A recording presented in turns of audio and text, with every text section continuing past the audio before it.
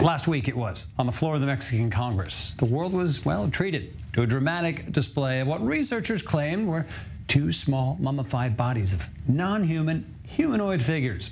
That's aliens. Now the event grabbed some attention, leading top scientists, even some NASA executives this week, to simply say, well, they need more information. Now the official backdrop of the supposed unveiling lent an air of credibility there, again, the Mexican Congress, but you see more revelations have since emerged, including some from x-rays performed on these alleged corpses. And we simply had to get the latest on this subject. And for that, we're joined by our science and tech correspondent, Ariel Levin-Waldman, back in the studio here. Look, it certainly caught our attention. I think most of the world's attention, that display, the initial display on the floor of the Mexican Congress.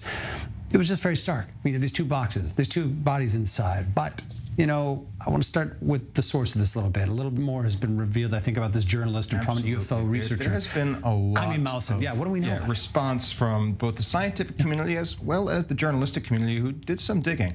And it apparently turns out that the person presenting this, that would be Jose Jaime Matlin, has a bit of a history with similar stories that have been largely debunked as hoaxes. And that is going to be casting a great deal of shadow over any credibility he has, bringing more stories out to Congress. Now, remember the story we heard last week, these two bodies found in a cave in Peru, three-fingered, elongated skulls, not human.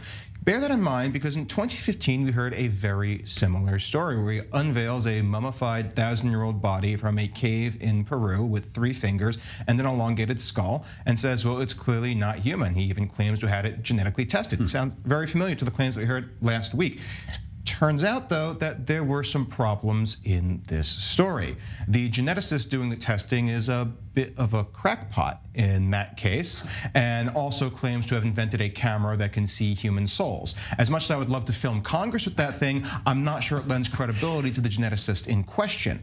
And when you make the exact same claim a number of years later, and the first claim ended up being debunked as largely being a deformed human skeleton that was found in a cave, well, it doesn't really look very good for this set. Do we know what was found in these x-rays, these scans? I mean, what's been revealed? The x-rays that we have on the screen show that there are some internal structures, but again, if you whip up something out of clay and God knows what else, you are going to take the time to put some internal structures in there if you want to make a convincing duplicate.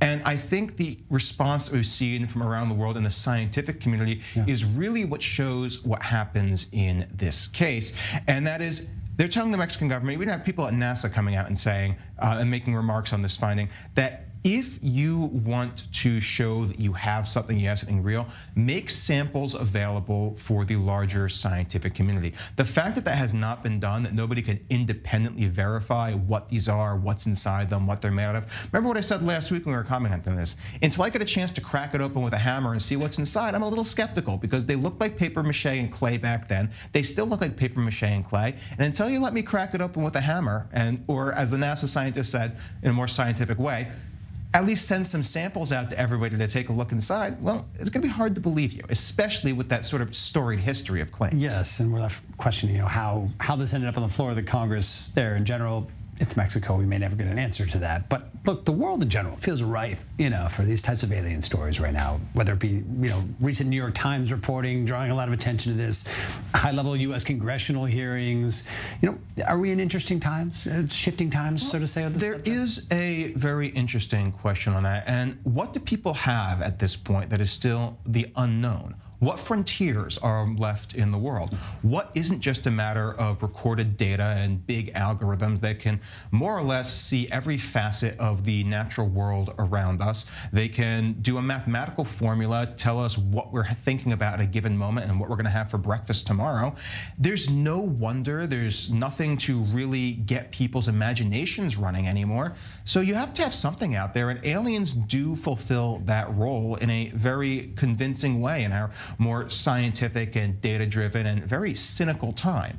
But aside from that, there have been a lot of weird revelations. We have all these high-profile hearings happening in the United States where you have people with real reputations. Credible people. Exactly. Coming out and saying, we have seen stuff that we cannot explain. You have people with reputations going beyond saying we haven't just seen stuff that we can't explain. You had, I believe it was Daniel Grush sitting in front of Congress saying the United States has a program to reverse engineer UFOs and take their technologies.